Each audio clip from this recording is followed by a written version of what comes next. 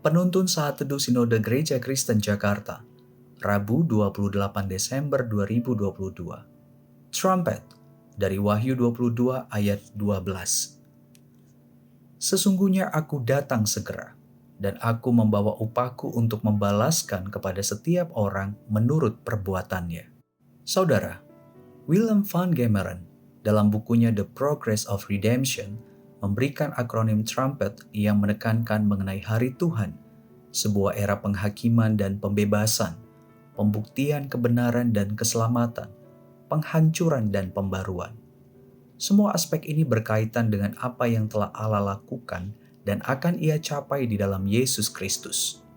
Akronim trumpet terdiri dari total restoration atau pemulihan total, rule of God atau pemerintahan Allah, unbroken covenants atau perjanjian yang tidak bisa batal, messianic blessing atau berkat mesianik, people of God renewed atau umat Allah diperbarui, enemies avenged atau musuh-musuh dibalas, transformation by the Spirit atau transformasi oleh Roh. Saudara, tujuan kedatangan Tuhan Yesus kembali adalah untuk mengadakan pemulihan total terhadap ciptaan. Bumi saat ini akan ditransformasikan menjadi tempat kediaman yang kudus dan benar dari Allah bagi semua orang kudus, termasuk kepada kita. Menurut Van Gemeren, bahwa bumi yang baru akan dicirikan oleh kesempurnaan, damai sejahtera, keadilan, kebenaran, kesetiaan, kekudusan, kehadiran Tuhan, dan sebagainya. Tujuan kedatangan Tuhan Yesus juga untuk menghadirkan pemerintahan Allah di tengah-tengah umatnya. James Dunn mengatakan bahwa Kristus Sang Raja memerintah di dalam menghakimi dan melakukan pembalasan terhadap semua musuhnya dan di dalam menyelamatkan dan membuktikan kebenaran umatnya.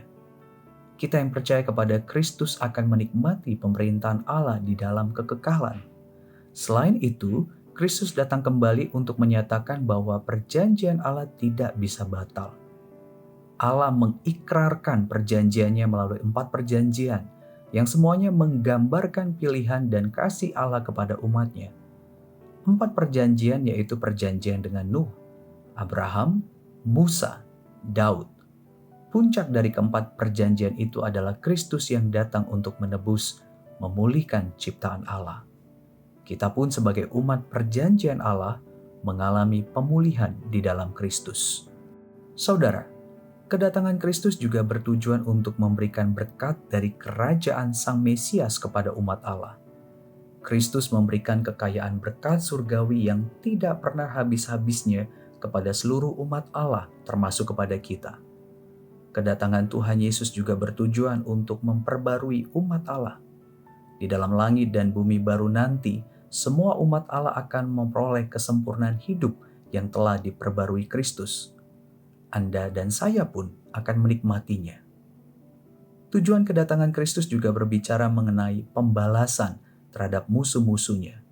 Dalam hal ini adalah iblis dan semua pengikutnya yang menentang Allah. Kedatangan Kristus kembali adalah untuk mentransformasi hidup umat Allah oleh Roh yang bagi kemuliaan Allah. Kita pun akan menikmati transformasi sempurna. Saudara, kedatangan Kristus kembali adalah tema utama kitab Wahyu. Kedatangannya membawa tujuan kerajaan Allah hadir di tengah-tengah umatnya. Tuhan Yesus memberkati.